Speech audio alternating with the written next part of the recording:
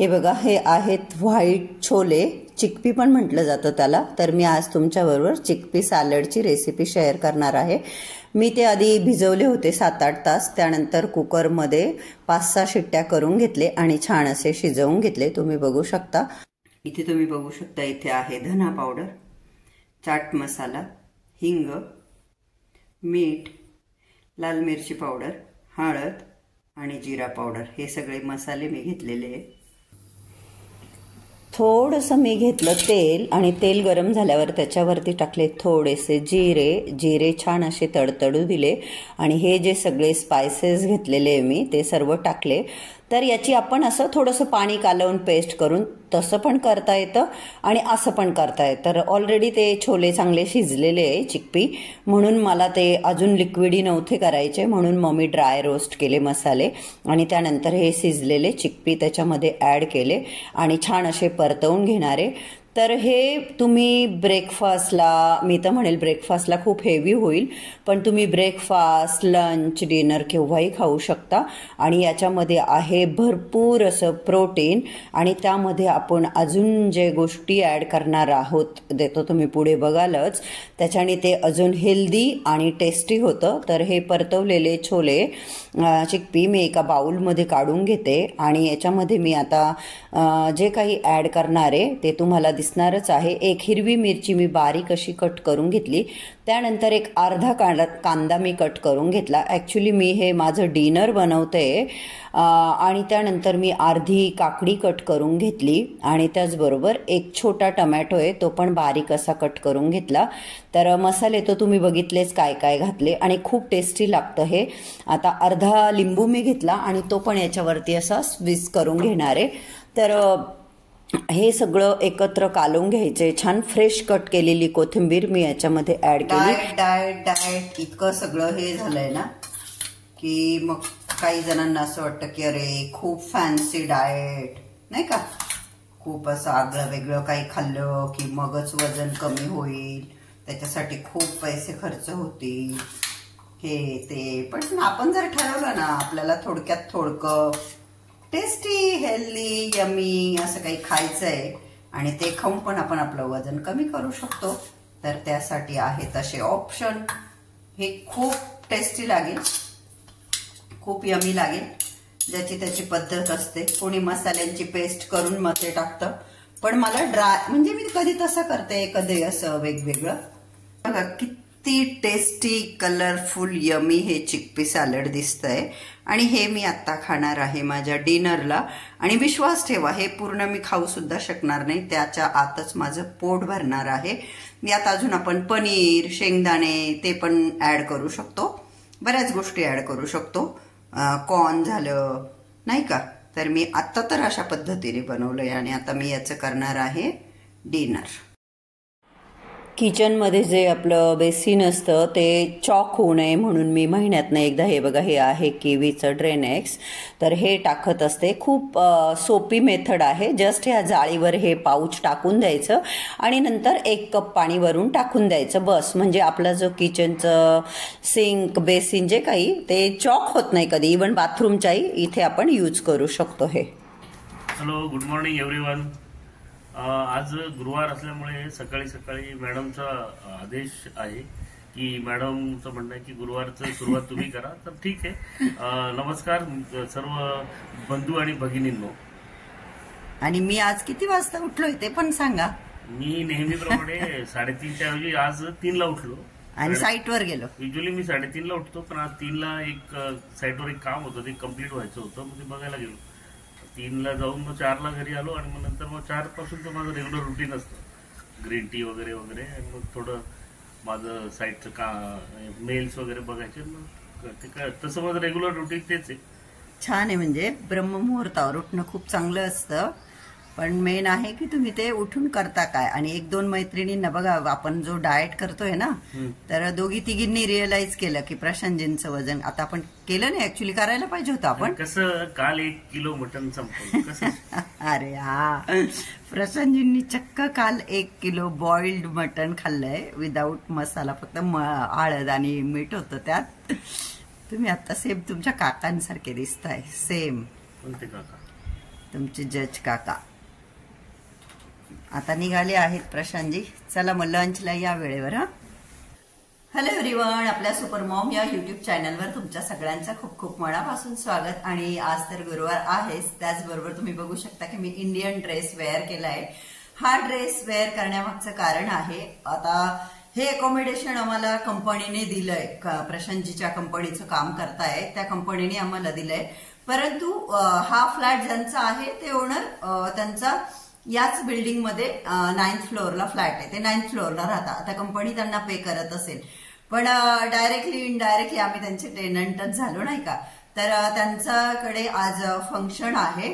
तर फंक्शन कसलं आहे, इकडे मुली मॅच्युअर झाल्या की मग फंक्शन करता, तर त्या फंक्शनला हाफ सारी असं म्हटलं जातं. हाफ सारी फंक्शन म्हणजे ज्या वेळेस फर्स्ट टाइम मुलीला पिरियड येतो ना, आपल्याकडे म्हणता बघा की मुलगी शहाणी झाली तर फंक्शन केलं जातं. तर मला त्यांनी सांगितलं की दुपारी क्लब हाऊसमध्ये तुम्हाला लंचला यायचंय 12:30-1ला आणि सकाळी घरी यायचंय पूजेला. काल फोन आला होता, तर त्या मला बोलल्या होत्या विजया म्हणून की मी पूजेच्या वेळेस तुम्हाला फोन करेल. तर मी देवांची पूजा करत असताना सनचा फोन आला, मग मी त्यांना म्हटलं मी पूजा झाली की येते.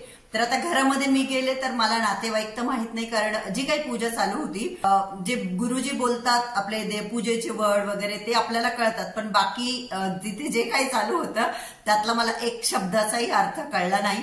परंतु हो, हे लक्षात आलं की जे आमच्या हाऊस ओनर म्हणजे विजयाचे आई वडील आणि तिच्या मिस्टरांचे आई वडील म्हणजे दोन्हींकडचे आई वडील होते, भाऊ बहिणी होत्या, क्लोज फॅमिलीच होती फक्त.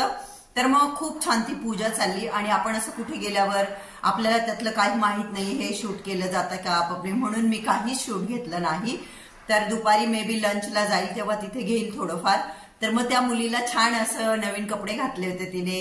इकडे असं तुम्हाला माहित असेल इथले कपडे असे सिल्कचे असतात मोस्टली वगैरे, सिल्कचा नव्हता तिचा, छान तिने असा लेहंगा वगैरे घातलेला होता.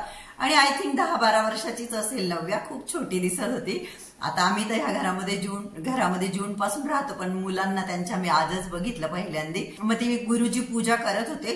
तर जी मुलगी जी शहाणी झाली नव्या, तिचे वडील आणि आजोबा, वडिलांचे वडील, ते पहिले अभिषेक करत होते, शिवलिंगाचा अभिषेक करत होते. मी गेल्यानंतर एक अर्धा तास तो अभिषेक वगैरे चालला.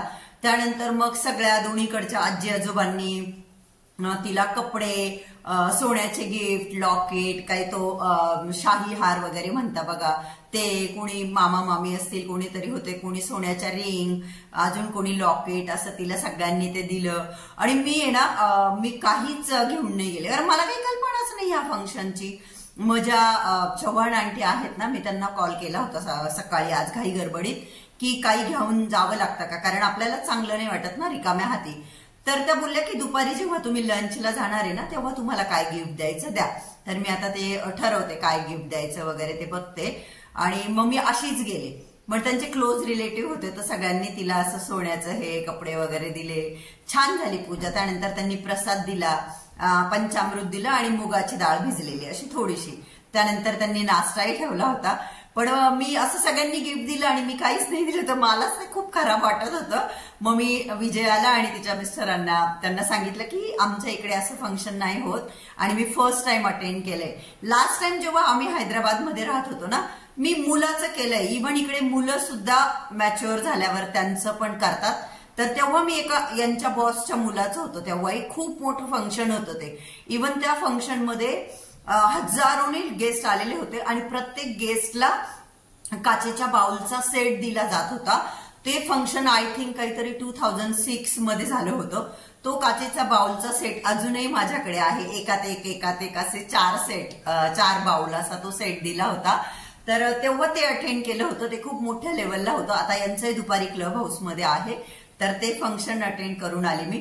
तर ते मला ब्रेकफास्ट करायला सांगत होते, पण जिथे एकही शब्द कोण काय बोलतोय काही कळत नाही. मी मात्र नुसती माझ्या चेहऱ्यावर स्माइल ठेवून नाही का अशी हसून सगळ्यांकडे बघत होते, बघते जरी नाही कळत तरी. तर मग मी म्हंटल की मी माझ्या घरी जाऊन खाते असं. तर मग मी तो नाश्ता घेऊन आलीये. तर मी आता तो नाश्ता करेल. आणि दुपारी जेव्हा प्रशांतजींनाही मी आज डब्बा वगैरे काहीच दिला नाही, कारण त्यांना म्हटलं या घरी, एवढं काही लांब नाही. तर मग लंचला आम्ही तिथे जाणार आहोत. तर मी प्रशांतजींना जस्ट दूध आणि मुसली दिली, म्हणजे आज घरामध्ये काहीच नाही बनवलंय असं म्हटलं तरी चालेल. पहाटे प्रशांतजींनी त्यांचा ग्रीन टी बनवला. मी सध्या एक वेट लॉस ड्रिंक घेते, माझं एकदा वेट लॉस उद्या मग तुमच्याशी शेअर करेल काय घेते मी ते. आणि आता मी ब्रेकफास्ट करणार आहे, तर मी ब्रेकफास्टची प्लेट तिथून घेऊन आले, तुम्हालाही दाखवते की काय ब्रेकफास्ट आहे तो. आता साऊथ इंडियन लोक म्हटल्यानंतर मग नाश्त्याला काय आलं, वडा सांबर. ते मला खूप फोर्स करत होते की हॅव इट हिअर, पण म्हटलं नो. आणि मग मी ते घेऊन आले. तर हे बघा, आता हे इडली सांबर चटणी असा हा मी ब्रेकफास्ट करणार आहे. मी जसं तुम्हाला म्हटलं मला काही कल्पना नाही काय गिफ्ट नेता वगैरे, तर त्या मराठी आंटींना विचारलं होतं, तर त्या मला बोलल्या की ब्लाऊज पीस वगैरे घेऊन जा ओटी भरायला. पण मग मी आता चाललोय, आम्ही क्लब हाऊस मध्ये प्रोग्राम येतात, तर मी साडी घेतली. एवढी छोटी मुलगी तर काही साडी घालणार नाही, पण तिची आई घालेल, तर साडी घेऊन चालली. आता प्रशांतजी खूप बिझी आहेत बिचारे, ते मला बोलले तुम्ही खाली येतो, तू डायरेक्ट खाली. आता ऍक्च्युली 2 वाजले प्रशांतजींना यायला. आणि चला आता आम्ही चाललो क्लब हाऊस मध्ये, ही साडी देतो आणि लंच पण करून येतो. पॉसिबल असेल तर घेईल थोडंफार शूट तिथलं. ओके, आले प्रशांतजी आणि आलो आम्ही क्लब हाऊस मध्ये. तर त्यांनी छोटंसं त्यांचे जवळचे रिलेटिव्ह असणार या प्रोग्रामला. तर हे बघा, आता लंच वगैरे चालू झालं, तर दाखवते मी तुम्हाला थोडंसं. हे बघा, इथे नव्याचे मस्तपैकी फोटो काढायचं काम चाललंय. आणि मी म्हटलं तसं नव्या 11च वर्षाची आहे.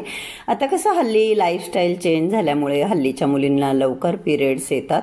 पूर्वी उशिरा यायचे, पण आता बघा नव्या 11च वर्षाची आहे आणि तिला पिरियड आला तर 4 दिवस आराम करू देतात आणि 7व्या दिवशी काहीतरी आंघोळ घालता, असं काहीतरी ते आहे. डिटेल ते काही मला कल्पना नाही. प्रशांतजींना ॲज ऑलवेज साईटवरून फोन चालूच होते. मी जसं म्हटलं क्लोज रिलेटिव्हजला त्यांनी इन्व्हाइट केलंय मे बी. आणि मग आम्ही इथे लंच केलं. तर प्रशांतजींना म्हटलं जाऊ द्या, आता 8 दिवसापासून आपण हेल्दी खातोय, एखाद दिवशी अनहेल्दी. तर इथे रोटी नाहीये, तुम्ही बघू शकता. Veg Manchurian, salad plus ice cream, gulab jam असं आम्ही जेवण केलं. आम्ही आता जेवण वगैरे करून चाललेलो आहोत. म्हणजे प्रशांतजी खालच्या खाली साईटवर जाणार आहेत आणि मी आपली जाईल घरामध्ये.